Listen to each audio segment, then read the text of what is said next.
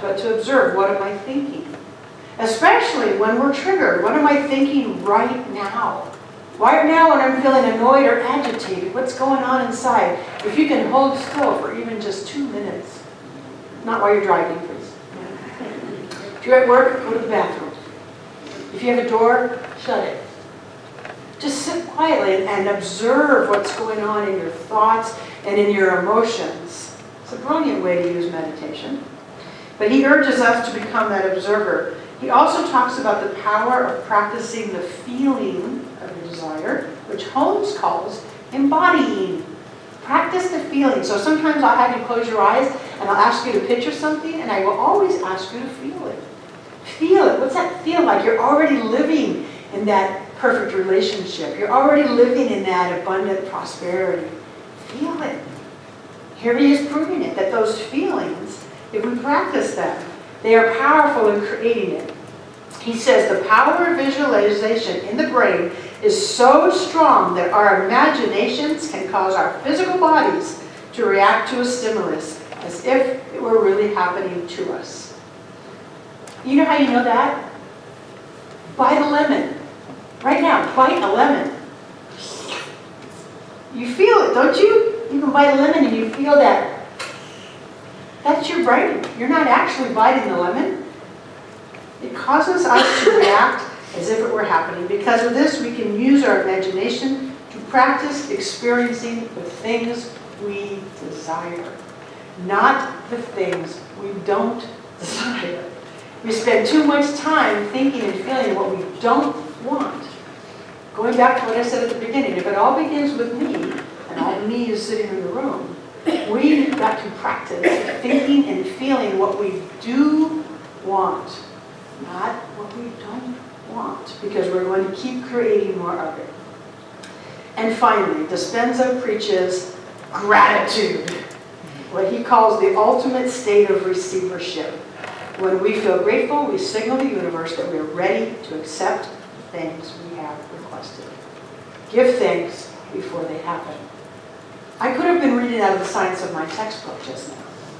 It's all the same stuff, but this man has been studying it in a scientific way. If you want to read more about it, I'd highly encourage you to look up Dr. Joe Dispenza and get some of his books.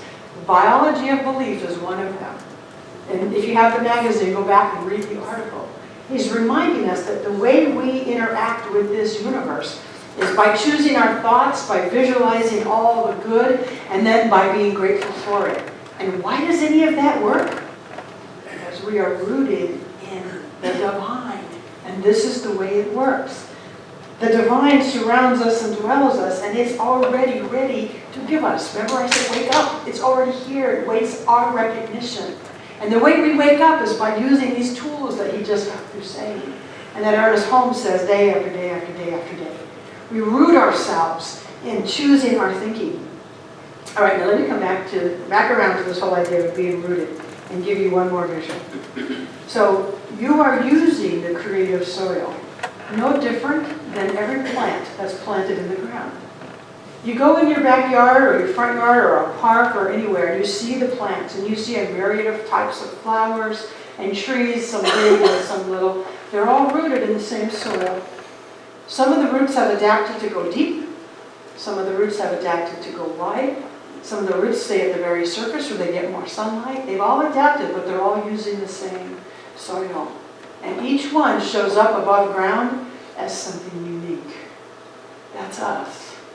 We are rooted in the same soil, but we are unique.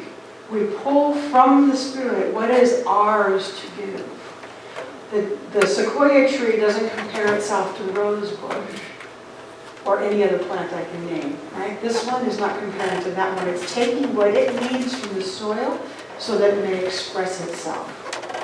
That's what I'm asking you to do. Take what you need from the divine soil so that you can express yourself. Everything that you need is already in that soil. Don't hesitate to take it, because the Spirit is waiting to express through you. And I want to leave you just with the idea that you, just like the fish swimming in the water, cannot separate yourself from the Spirit, from the divine energy if you try. You cannot. The only thing to remember, that separation is an illusion. Separation from that divine is an illusion. And to take home today that we are all equally rooted, but uniquely expressed in this divine energy. Let's practice it together by closing our eyes. We are all rooted in the same divine energy. And so in whatever way you can, if you will imagine and feel the divine energy all around you and within you. If your habit is to see a deity in the sky, try something else this morning. Try putting a color all around you and seeing the color of the energy vibrating all around you. And call that God. Call that universal mind, universal energy. Wake up your mind to feel it, to see it in whatever ways you can right now. And as you wake up to that, notice that it's right there in your heartbeat. It's right there in your mind because, as Pat Sanchez read to us, if there was two minds, you wouldn't know what I was saying. There's only one mind. And we're all in it together. Feel it in the love that you have in your heart. Imagine yourself giving love to a person or a pet that it's so easy to give that love to. And then build on that. Let that swell up inside of you. Resting in this understanding of our own divine nature.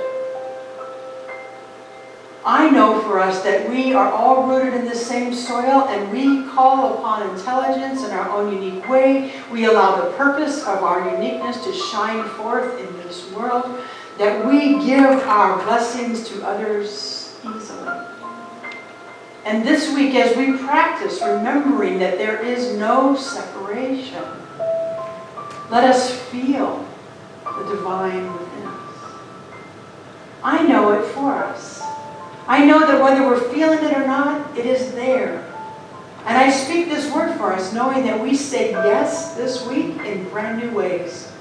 We say yes to what wants to express. We say yes to living full out lives. We say yes to the divinity that we are.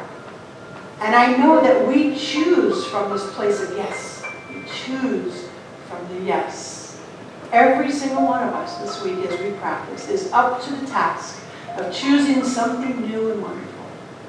I know that for all of us, even when we forget, I'm knowing it for us and our practitioners are knowing it for us. That we are rooted in this divine and the divine is rooted in us.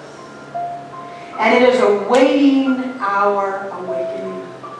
And so this week, I know that we each awaken in our own unique and beautiful ways.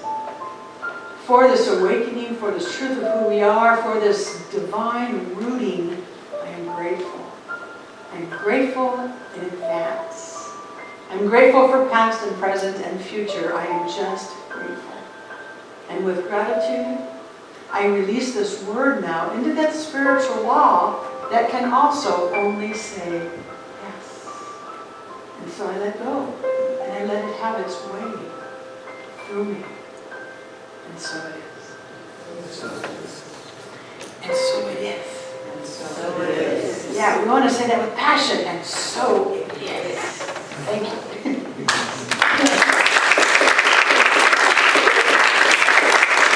I love this philosophy. All right, Pat, your turn. Okay. Thank you, Reverend John. That was a lovely talk you wrote for me.